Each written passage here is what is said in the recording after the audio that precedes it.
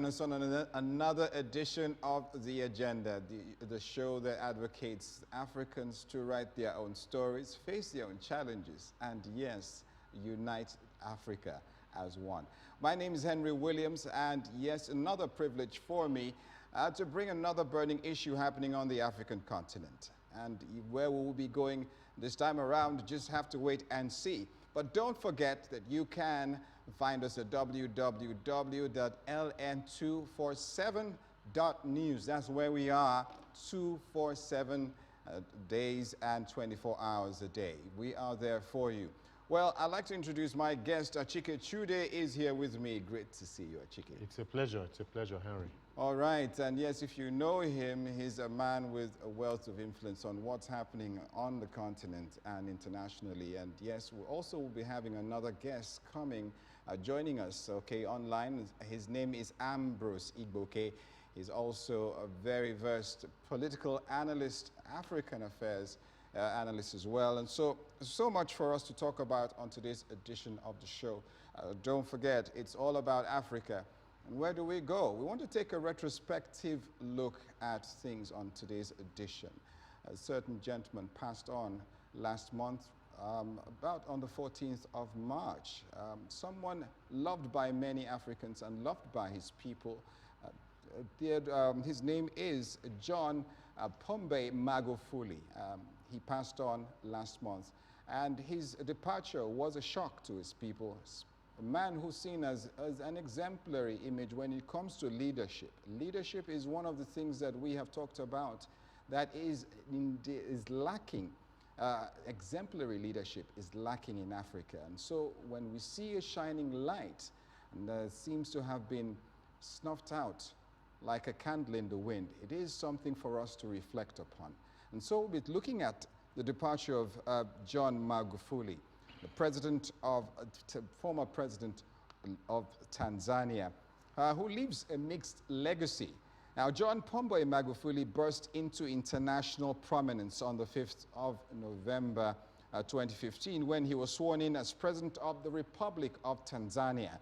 His radical measures to reduce government corruption and spending while also investing in industry defined his early legacy.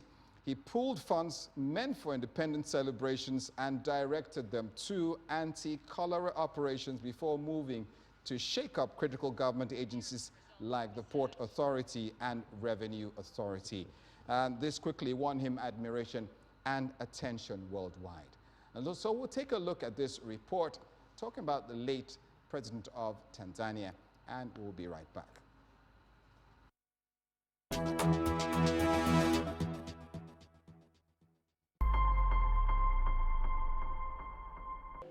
Kwa lugha nyingine tunasema sadaka jaria.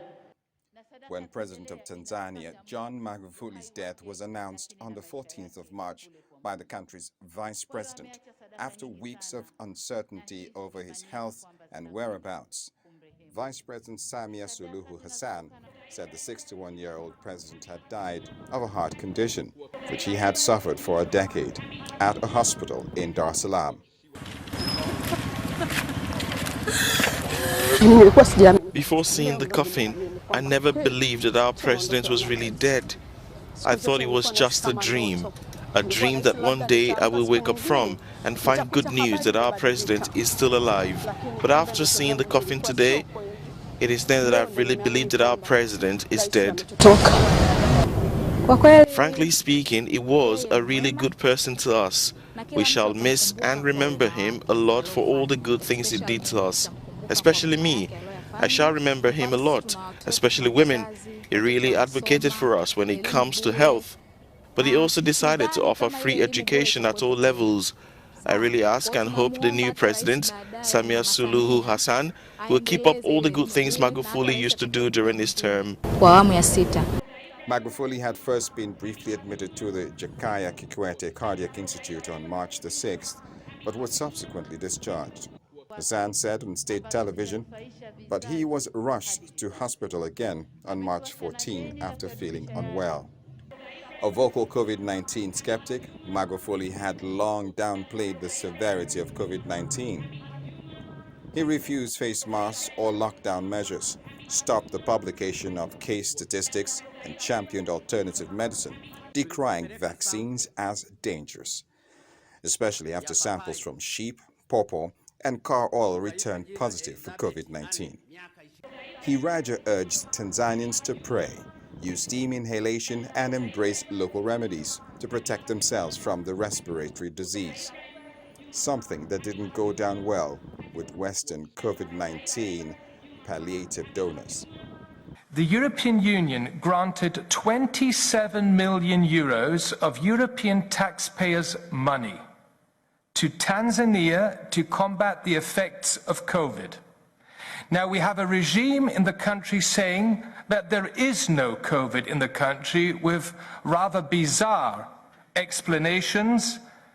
So once again, we have a government who's refused to follow guidelines from the World Health Organization, a government that has refused to provide statistics, and still we're giving them 27 million euros. Nicknamed the bulldozer, Magufuli was elected in 2015 on promises to tackle corruption and boost infrastructure development. He won a second term in disputed poll last year. Many analysts say Magufuli signified hope of an Africa that refused to bow to Western imperialism. And now that he is dead, it raises questions over his sudden death.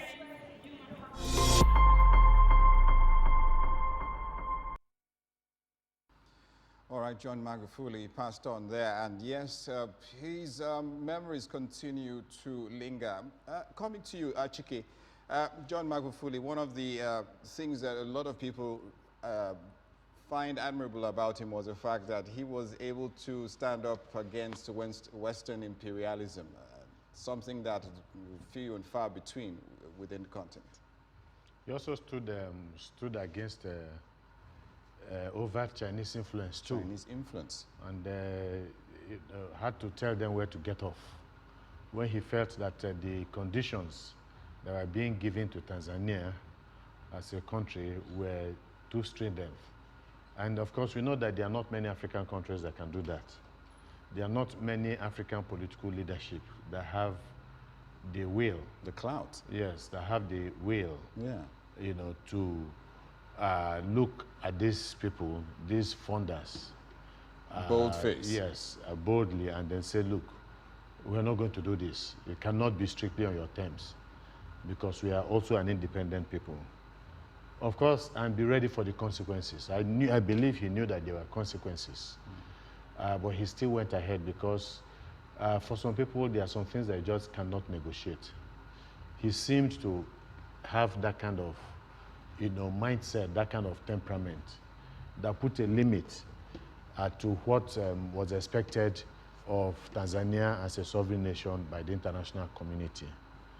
And, but again, in the absence of that, a lot of work also had to be done, because there are consequences for rejecting certain terms by the international community. They are very powerful, they are very influential, they have access to the fund, and they could make life miserable for you and your country. So you need to also be able to do all the other things that are necessary, even as you repudiate. And you risk some of these things, you do these things, some of them at the risk of isolation as well. Of course, I mean, it's part of what we are also saying. So what do? There has to be an alternative. And I think that alternative is also to go backwards to the people and seek at the face of the people and let the people know what you're doing and why you're doing what you're doing. Let them understand the consequences of going along the previous path and the consequences of the new path that you have undertaken on behalf of the people.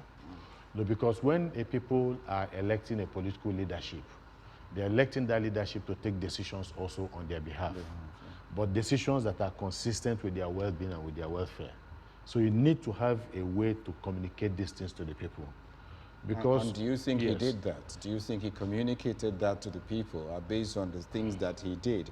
This is a man that was out up against corruption, political corruption. It was against financial profligacy.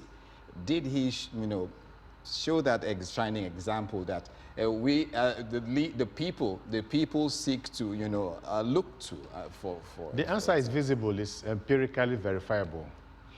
The answer is seen in the aftermath and the wake of his death. The response by the people will tell you that the people were in sync with their president. You know, and that's why they are responding. That's why people were crying. That's why people feel that a vacuum has been created in Tanzania's political space. So there was something he did that endeared him to the people.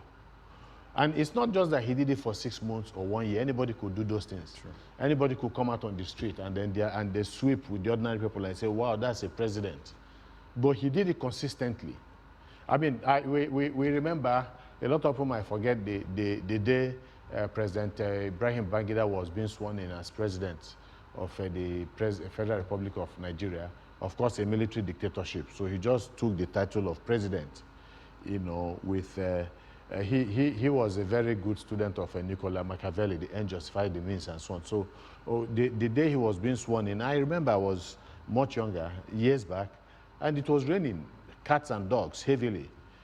You know, and as they brought umbrella to him, I think it was at Ego Square or so, he waved away the umbrella. He wanted to stay in the rain with the people. Do you understand? And people loved that. That was symbolic. You understand? That was symbolic. People loved that. Oh, this president is, it appears is going to be one of us. But years down the line, they realized that there was a difference between what he did that day and what he had done subsequently, that it was just something for the media. But for Magufuli, it was different. Consistently, he showed his love and his passion for the people of Tanzania. Consistency, yes, that is one of the virtues that are required, are demanded of good exemplary leadership. Well, Ambrose Igboke is standing by. Let's turn to Ambrose right now. Ambrose, thanks for joining us on the show. Thank you very much, Harry. All right. Didn't get that. Your audio is not out. Can you hear us? All right, Ambrose, can you come in and tell us, we've been talking about the late Magufuli and you know, what he stood for, his legacy. How did he impress on you as a leader in Africa?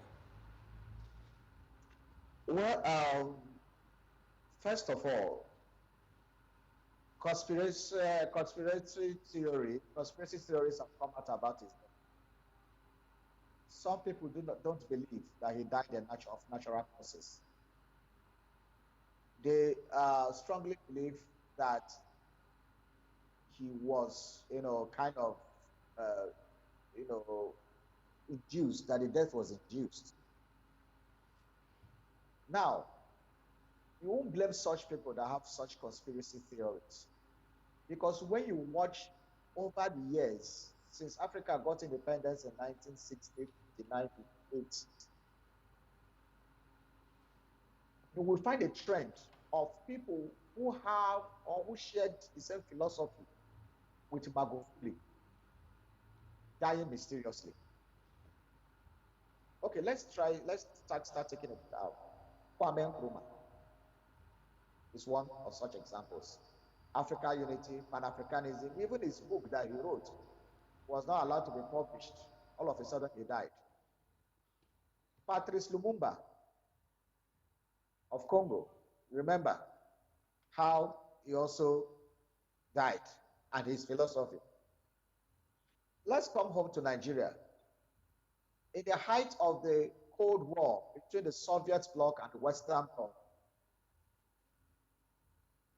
the regime of Murtala Abbas government aligned with the Soviet bloc and started fighting apartheid. The West didn't like that.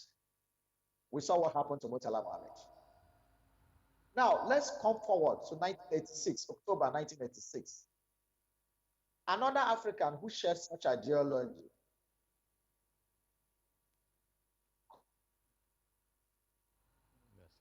All right, I think we're trying to establish some connection there with Ambrose, but he did take us on a historical perspective. I suggest he was trying to give us examples of leaders who also shine brightly on the continent that their lives were just cut short for one reason or the other. Do you think there is a conspiracy theory here, or there is maybe, how do I put it? There might be something all right. I happen to be one of the organizers of the Dr. Tunji Braithwaite lecture series some time ago, and I remember that one of the guests, the keynote speaker for one of such events was the former ASU president, Asisi Asobie. In the course of his address, he said something to the effect that people, independent, African-minded, leaders, who tend to look at things their own way, and who do not fit a particular kind of political leadership that is expected by the West, tend to end up badly. I mean, he had said it as it is, and that was why, what Ambrose was trying to do was establish a trend. There are certain political leaderships who tend to be independent-minded, who tend to think Africa first, who tend to have the power to mobilize, sentiments around the liberation of Africa, tend to end up badly and quickly. And so we have, and I think Ambrose was about to mention Thomas Sankara too, who shared similar traits, similar pro-African, sentiments. I think he was about to mention the late MKO or something. I don't know. But he never really got into leadership. Yeah, I don't know whether it was MKO. MKO, he was a Pan-Africanist in a sense. At least he was talking about reparation to the African continent. And we got to know that some people within the corridors of power in Europe were not happy with that kind of sentiment. But Abiola was not so much. Abiola was somebody that also partnered European countries. In the execution of his business mandates and all of that, he was a friend of the West. He wasn't an enemy of the West. So Abiola might not exactly fit that pattern. But I would agree that the reparation talk, which he was championing strenuously, was something that they were not comfortable about, because he made a lot of sense, and a lot of people was beginning to gather the right kind of political momentum, and then of course we know what happened with Abiola eventually. So there is Magufuli. He died not because he was too old. People are suspecting that he died of coronavirus. That has been disputed. People from government said he died of a heart attack, and that ailment had persisted for about a decade, for about 10 years and all that. So we take that. But then again, it is possible to induce some of these things. There is look at what happened to Yasser Arafat. Yasser Arafat, when he died, it was speculated that he was killed, he was assassinated. It was refuted for a very long time until the French government, I think there was a French investigation by the French government that indicated that he had been poisoned through that cancer was infused. That he was infused with cancer somewhere along the line, and then it became serious. He was terminally ill and eventually died of it. So these things can be done. It's not a new thing. All right. Achike says it can be done. We cannot actually how do you pull it?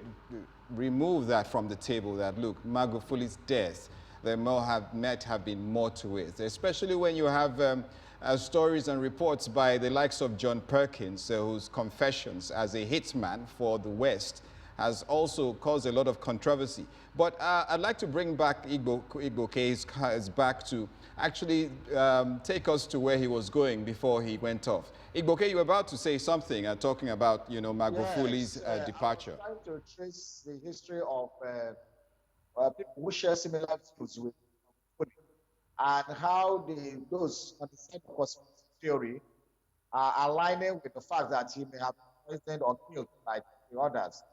I stopped at, before I went up, I stopped at the top of Thomas Sankara. Yeah.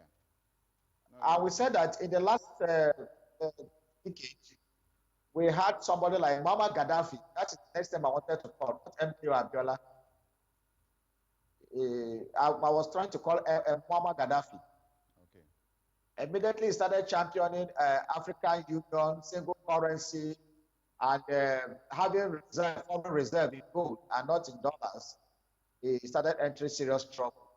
And see what happened to him at the end. And today, the whole of African continent is still suffering from destabilization in Libya.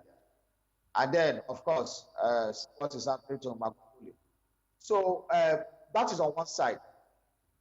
On the other side, it goes to show that if the conspiracy theory is given validity to it in any way, it goes to show how porous African leaders are to penetrate.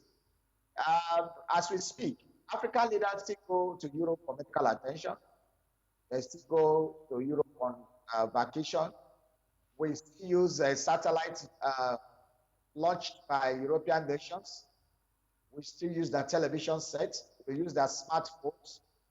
The smartphones are stealing information from us, whether we know it or not. We are on an app now. They are recording everything we see. So whether we like it or not, just like Achiko said, the West controls us in all ramifications.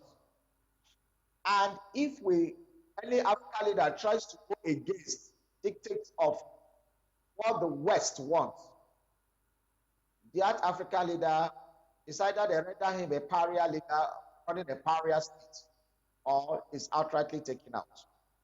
So it needs a lot of tact and delicate balancing to be able to achieve results for the African nations.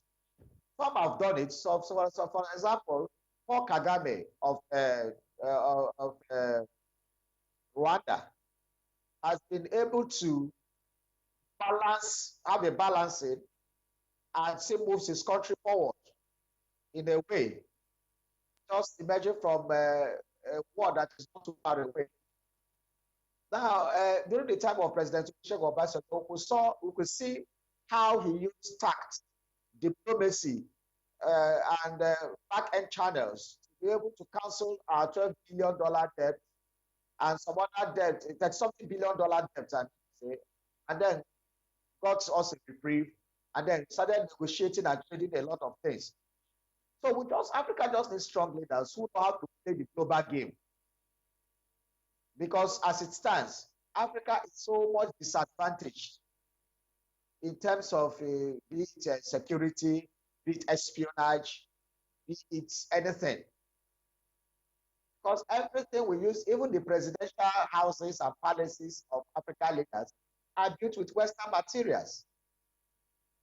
The CCTV cameras, the detective systems, the anti-ship defense systems, all the security around African presidents are still imported from the West or outside Africa. So it makes the African leaders and the continent itself very vulnerable, these kind of things. But having said that, that is the conspiracy theory side. Then there's the side of being cautious. For example, Magufuli was, look at the video clip you played. I don't know who was it, telling that they gave billions of euros for tax money of taxpayers. I found that speech very condescending, very insulting to an African leader. If a European leader or an American leader has done the same thing Magufuli, that fellow will not use such languages on the man. And somebody like Chief Olusegun Obasanjo will not take it. I mean, a lot of time he didn't take it when he was president. I remember him on Hard Talk one time, Hard Talk, Straight Talk Africa, something like that. And the presenter or the interviewer used a language he didn't like. And he told him off on set. So African, and then I also remember the one interview by Paul Kagame. This Western journalist wanted to insult him. Based on what you have said right now, based on what you've said, what you and Chika have said about Magufuli, do you think we need more leaders like Magufuli right now? And what is really the impediment to such leaders coming up, especially now when Africa needs exemplary leadership more than ever before? Let me come to Achike on that. Achike, what's your thought on that? Well, we've had conversations around this here in this studio on this program with you. When it was concluded that Africa can never get out of the woods, that Africa can never be, turned right unless it is done by Africans. There's a consensus. Yes.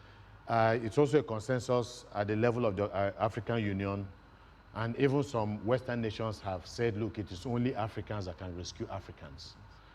And so, to be able to do that, you need effective leadership. That does not excuse effective followership also, because the strength of, or the weaknesses of the political leadership in Africa has been the weakness of the people themselves. They have been unable to follow, to give that kind of followership that is needed, that makes the leadership conscious of their duty and their responsibilities to their people. They have not been able to do that all this while. But beyond that, it is said that to whom much is given, much is expected. So leadership, because you are chosen from among the many. Many are called and few are chosen. That's the way it is put. So that means that those who are chosen are very special people with very special knowledge and understanding of the duties and responsibilities and obligations they have for the people. So there's a greater responsibility on their part to do much more than the people. So does that summarize, does that sum it up, that the saying that the people deserve the leaders they get? Yeah, of course, there's a connection. There's no doubt about that. I mean, we have often said that, and it is very, very true, because in the first place, the leadership is from the people. So, I mean, so it tells you something, what it tells you is that there's something wrong with the people. That means in Tanzania, there was something right about the people. No, there's always been something right about Tanzania from the period of Walimu himself. Of course, we know what he started, the socialist revolution that he tried to start to Jama. Did not exactly economic, it was supposed to be a socialist economic kind of thing, but that was not really successful. But in terms of mobilizing the Tanzanian people, in terms of infusing the Tanzanian people with the right kind of identity, sense of identity, he succeeded 100%. So what we're seeing in terms of emergence of political leadership in Tanzania over the years has been as a result of the work that was done by Julius Nyerere. There's no doubt about that. And if you look at Tanzania, some of the problems that afflict African countries, virtually all the countries in Africa, ethnic problems rooted in ethnicity and religious identity politics and all that, is almost absent in Tanzania. It's a very strange thing. And that is because of the way Julius Nyerere was able to mobilize the Tanzanian people. They do not look at political leadership from the prism of religion or ethnicity or geopolitics. And so you can see the seamlessness with which the vice president succeeded with Magufuli almost immediately. Because it's an understandable thing that there's a natural pattern of ascension to political power in Tanzania. Okay, let me come to Ambrose. Now, Ambrose, you've heard what Achike has said, so talking about people deserving the leaders they get and why it was more likely for a man like Magufuli to emerge. Do you agree with that narrative? Yeah, sure. That is the pattern. I was listening to a lecture where somebody was analyzing why America is where they are today. And reminded us of the civil war that they fight and how many thousands of people, hundreds of thousands of people that died during the American Civil War. First of all, the crisis of identity we have is a function of our cradle, how we were developed. That is why there's a disconnect between the first generation, second generation nationalists, from Bat Macaulay to Awolowo to Zeke, Asadwana, and then we started losing it from the second set of first executive from 1979. That's where we started having that disconnect from having a positive outlook to who we are. And ever since then, from 1980 downwards, it has been a spiral fall. So imagine a young man who graduated in 1980 at the age of 25. The person is an elder statesman today, should be 65 years old. So when we have a continuous,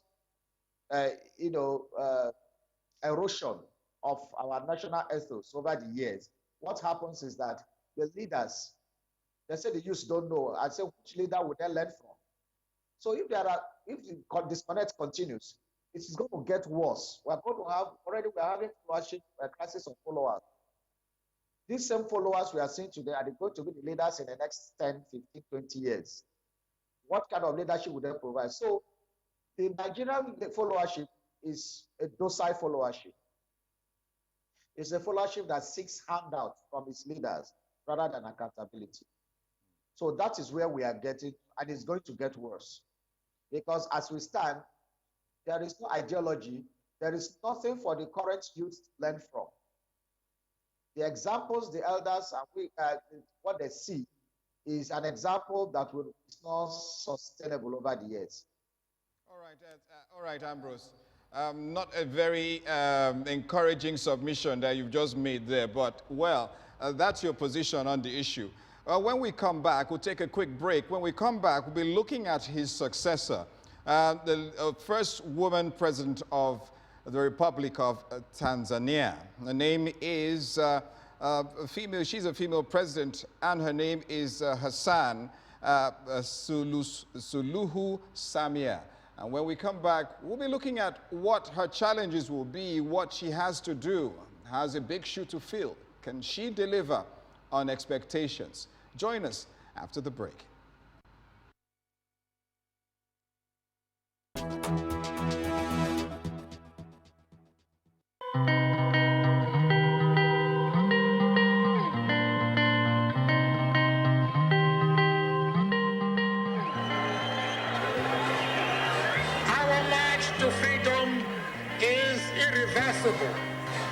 We must not allow fear to stand in our way. I have fought against white domination.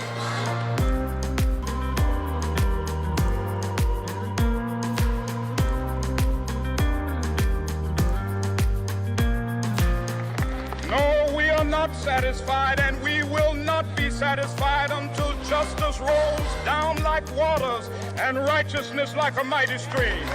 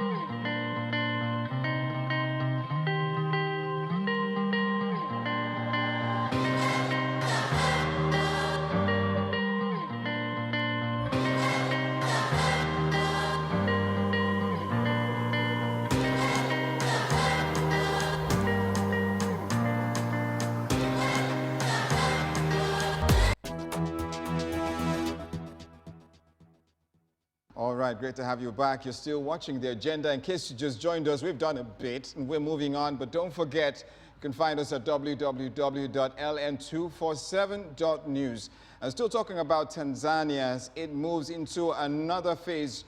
The new president, the female president, Samia Suluhu Hassan, sworn in last week from vice president to the president of the Republic of Tanzania. Samia is among a very small circle of women to lead East African nations. Now, Burundi briefly had an acting female in 1993, while both Mauritius and Ethiopia had women appointed to a ceremonial post as president. But Tanzania's Samia has a top job to do. Let's take this report. It really tells us who this Amazon is.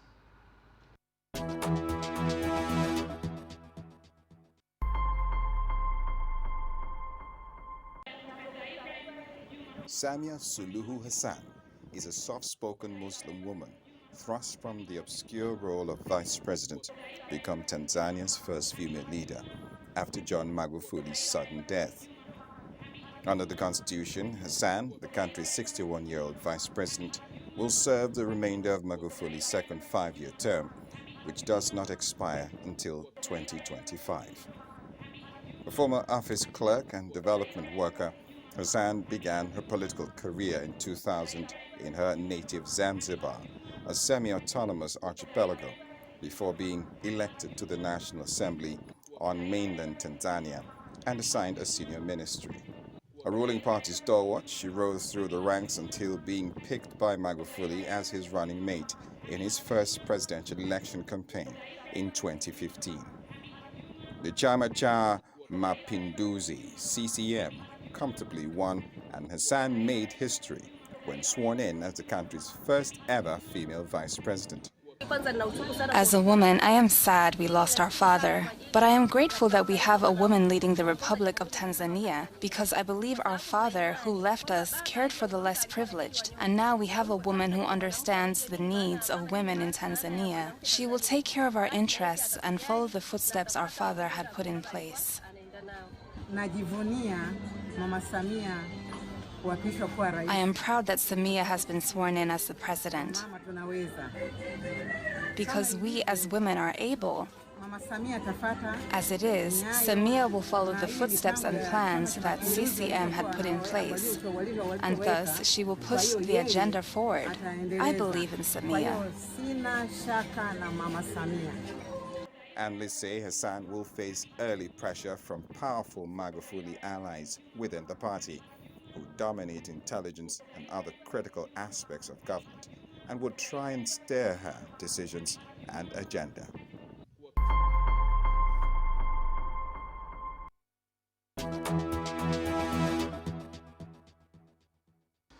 Samia Suluhu Hassan, President of the Republic of Tanzania, and she has a top job. And if I may say so, Achike, we say a milestone for Africa in the area of gender parity? Well, the women are beginning to make progress, of course, with the help of men.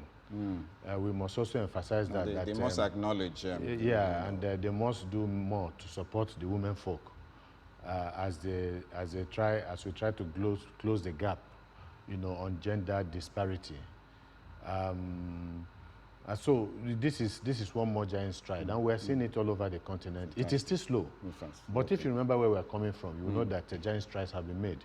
It's not just Africa. Don't forget that in Europe at a time, women were not even allowed to vote. But, over time in Europe is a different ballgame. Exactly, So, but Africa, it has a lot to do with traditions as well. Yes, but again, people are beginning to also understand that.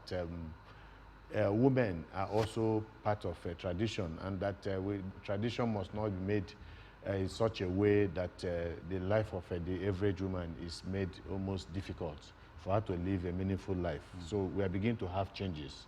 It's still a long way to go. All right. Okay. Still a long way to go. Igboke, are you there? Achike says a long way to go for women, but a welcome development as Hassan comes up as the president of Tanzania. What are your thoughts for her? It's a good development, as you have said. No, but you used one word. You said gender parity. I would rather say gender inclusion. Because the parity is so far. It's not. I don't think we can attain it in the next 30 years. But as you said, it's a step forward. We want to see how the men cooperate with her, because the problem has always been that, as you said, culture, some cultural tenets still in the 21st century consider women not capable of being leaders over men. And so it's still deep in so many African countries. So, and if some powerful men who were loyalists of Magufuli are still there and don't like the idea, because it is not their making, it's constitution that actually thrust her to that position. We implore on those men to give her a chance to cooperate with her, to work with her to succeed. They should leave this male chauvinism out of it, and rather concentrate on making Tanzania reap dividends of her presidency. And then when they sit in the committee of members of the OAU, I hope also she will acquire her full rights and respect. And in Tanzania, I pray that she will be given our full respect as well. When that happens, she will do well. But if the men who make critical do you think we need more women at the highest level of leadership in Africa right now? Do you think it... Hello, Igboke, did you hear me? Do you think we need more women at the highest level of leadership in Africa right now? We do, but we have a cultural problem. Even the women, most of the women themselves think that they should not aspire to be presidents. So there's a scenario that happened last month. One of the eastern schools here, in one of the higher institutions, the public schools, a lady brought out her poster to contest for as a female for the student union government. And students of higher institutions, young guys, you see what they were tweeting, that a woman can never be their leader, that she's too ambitious, she should have settled for vice president, which is the tradition. There is no barrage of insults this lady did not receive because she dared to contest for SUG president of a university or a polytechnic in the 21st century. So, and these are young people who are global citizens, who are constantly engaged with the internet, with all the global village interactions we have, are still thinking in this kind of primitive manner. So most of the time when men are attacked that way, we see them withdrawing. We have seen it a lot in a lot of places. You know, look at our political landscape, for example. How many times did women come to the governors, and what chances were they given? You know, so African women should begin to dare and begin to bluff of male chauvinism. But the biggest hindrance to African women is not African men. The biggest hindrance is the African women who don't believe in themselves, who will not even support their own. African women are their own undoing, according to Igboke. You want to say something? They have to pull their weight too. You cannot, keep them. You cannot keep, drawing them, along with you all the time. Playing they have to pull their weight. The pity party. Yes, they have to pull their weight, because the reality, and a lot of women will tell you that they are not pulling their weight. They need to do much more. And again, we're talking about the new president of Tanzania. She has to set the pace. You understand? If she doesn't set the pace, other people are going to set the pace for her.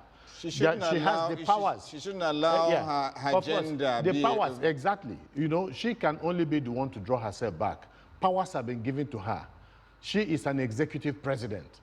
If she is not aware of the positions she has and the responsibilities and powers that she has, then she's only going to, make mistakes that will see her being subjected to the overt influence of the men. So she's in a position, if a man, for instance, does not listen to her because he thinks he's powerful, she fires him. Other people are going to take, toe the line. Don't forget that when Margaret Thatcher came in as a Iron Lady, I mean, the Prime Minister of Great Britain, she had opposition. We haven't seen men like her before. Also from men. But she was able to put the gauntlet down, and she was able to lay the markers. So this is what she's expected to do. She is supposed to, on her own, lay the markers. If she does not do that, I mean, nature abhors a vacuum, and that is the reality. So I also, agree with the fact with Ambrose that yes, a lot of times women themselves are limiting themselves. There's no doubt about that. Again, like I talked about the fact that whatever achievements women have also made, men have been there along with them. And vice versa as well. Exactly, and vice versa. It's like apartheid South Africa. It's not about just the blacks saying, look, we achieve freedom on our own. There are white people that marched along with people like, Reverend Alan Bosek, and so many other people. They are white people who marched with them, who saw the evil of apartheid and all of that, and moved over to the other side. So there are so many men, because the reality is that we have an interest in seeing the development of our women. Why? Our mothers are women, our daughters are women, our aunties are women, and these are people that we love. So why would we not want them to get to the very next step? And you also see the example he gave. Of course, that is antiquated thinking about a university system where the men are saying, no, your position is that of a vice president and the rest. But the reality is that it's just an excuse those boys were given. They knew the implication, they knew what the duties they had to play. If it was not the issue of the woman being being concerned to the position of vice president, they would have brought up the issue of religion. They would have brought up the issue of ethnic group and all of that. So I think what they did was just to look for any excuse to disqualify that woman. But the sweetness of the pudding, they say, is in the testing. I don't know what eventually happened to her, but she was supposed to stick it out. Not just for her sake, but for the sake of other women who would also harbor similar ambitions much later. Okay. So even if she lost, at least she has opened the way to some other people to also begin to have big ambitions, that they can actually go for the biggest offices, even within the university students' union organization. All right, will Hassan's leadership make a case for more women to lead on the African scene? We'll just have to wait and see. But as we approach the home stretch, I'd like to take a look at what happened recently in Niger. Yeah, something happened in Niamey on the 31st of March. Residents of Niger's capital, Niamey, reported hearing gunfire near the presidency days before the President Mohamed Bazoum was due to take office. Now, the reported shooting came ahead of Bazoum's scheduled inauguration today. Now, the former Interior Minister, right-hand man of outgoing President Mahmoud Yusufu, Bazoum's victory in the second round of the election on February 2nd was confirmed by the Constitutional Court, and that was this month. But let's take a press brief coming from the Niger government confirming the coup attempt which was thwarted.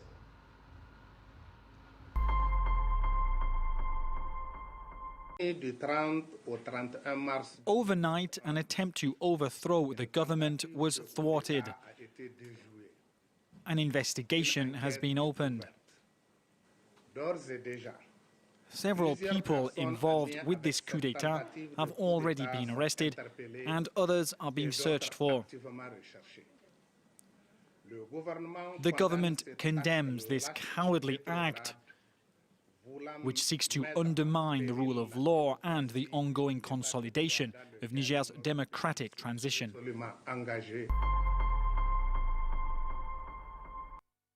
All right, a soundbite coming then from the Niger government confirming that there wasn't a coup attempt which was thwarted, by the presidency's National Guard. And the question comes to mind, Chike, many times in this, on this platform. We've talked about coups being a thing of the past in Africa, being an experience that, has become unfashionable. Why do you think this thing egg rears its ugly head once more? Yeah, there used to be a thing of the past, or there used to be things of the past years back.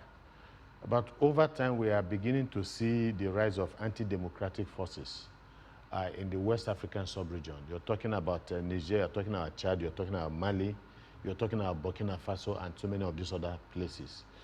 At the time, we thought that we had What seen are the the last... indicators of these forces, rather? Well, people will tell you that there are conditions that lead to the rise, to coups within, Africa, especially we're talking about West African sub-region. And part of it is the fact that we have not built a solid democracy that can stand the test of time. We are still a very long way in making sure that we build democratic institutions that are credible. That's Africa as a continent? Yes, Africa as a continent, and especially West Africa. Okay. And but beyond that is the fact that the conditions that give rise to coup, apart from the anti-democratic, the presence of these anti-democratic forces, is the fact that the conditions that give rise to coup continue to rear their head within.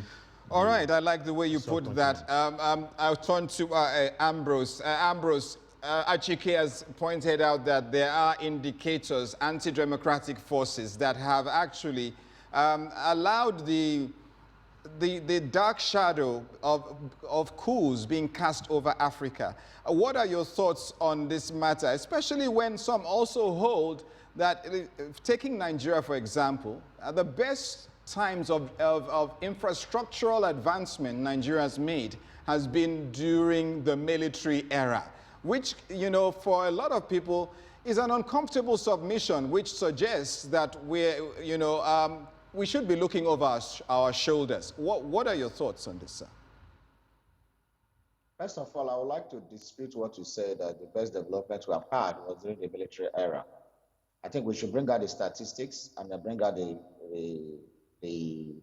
because what the civilians bequeathed to the military as from 1966, the military did not improve on it. So the best part of Nigeria was from before independence, where the civilians led the fight for independence, and up to 1966. The military came in and they didn't bring in any innovation at all. Nothing. They just feasted on what was the abundance of what they made, dissipated it, and we are back. So from 1999, we started from the beginning again and started building. Now, in Africa, the military has had a cautions. It became a fashion from 1964, 65, and then we have had coups. Why do coups keep repeating in Africa? Because they have external influences where some unseen hands actually guard these military juntas to overthrow legitimate government. And one thing I have found in my studies over the years about the way military coup have happened and why it is still part of Africa is because of its acceptance of the military leaders into the Organization of African Unity, OAU, and ECOWAS and the rest.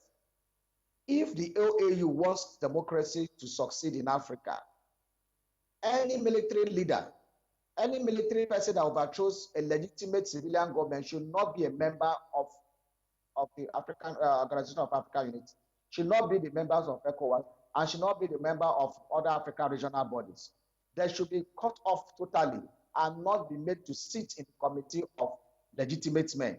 But when OAU and ECOWAS and other African bodies give legitimacy to military governments, then there will continue to be coups. But, if we stand firm and said, no, it won't happen, then it will not happen. So going forward, the African Union Charter maybe should be tinkered with to be changed. Now that a lot of African leaders have democratic leaders, this is the time to tinker with the African Union Charter. I take that as your last word. Well, he says, he's made a very salient point. Have we endorsed? No, but that is what is going on now. The reality is that the AU has come down hard on something like this.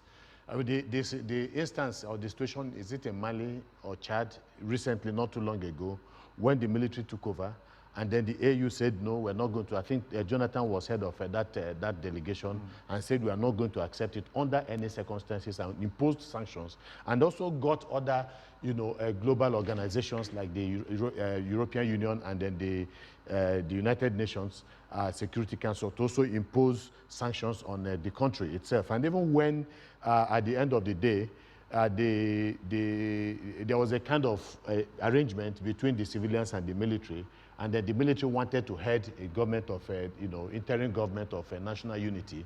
The regional body said, no, it's not going to happen. It must be headed by a civilian person and all that. So that was a disincentive to the military. And I think they have shown this kind of disdain also for military incursion.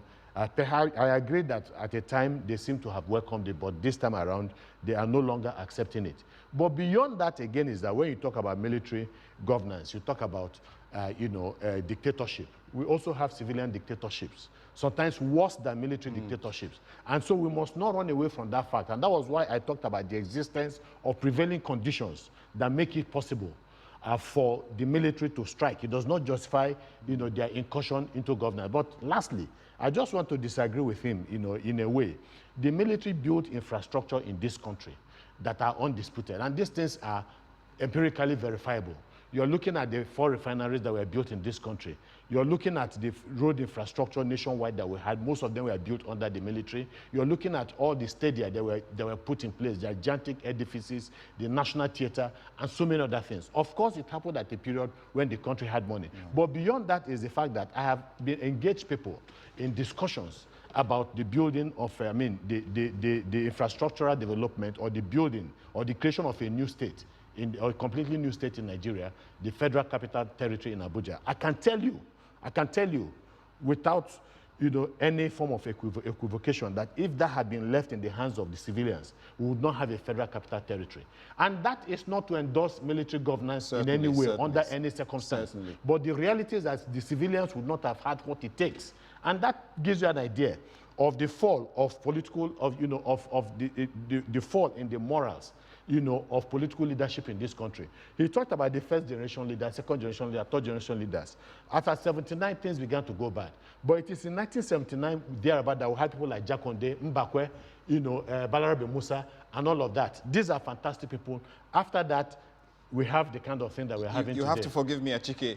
Time is not our friend. And Ambrose, you will have your time. We'll take this. There must be a sequel to this discussion, because I'm sure you are not done yet, and certainly you have your own perspective to what Achike has said. But I really want to thank both of you for coming on the show. You've made it very, very insightful, and I thank you for taking out time. It's been great having you both on the show. Thank you for coming on the agenda. Well, that's the much that we can take on today's edition of the show. Talked a lot about so many things, from Tanzania to Niger, and certainly there is a lot more happening on the continent that you will find out when you stay tuned to the agenda. But from me, my name is Henry Williams, and don't forget our address at www.ln247.news. Until we meet again, remember that only Africans can build Africa. Bye-bye. We need to look at the long-term trends.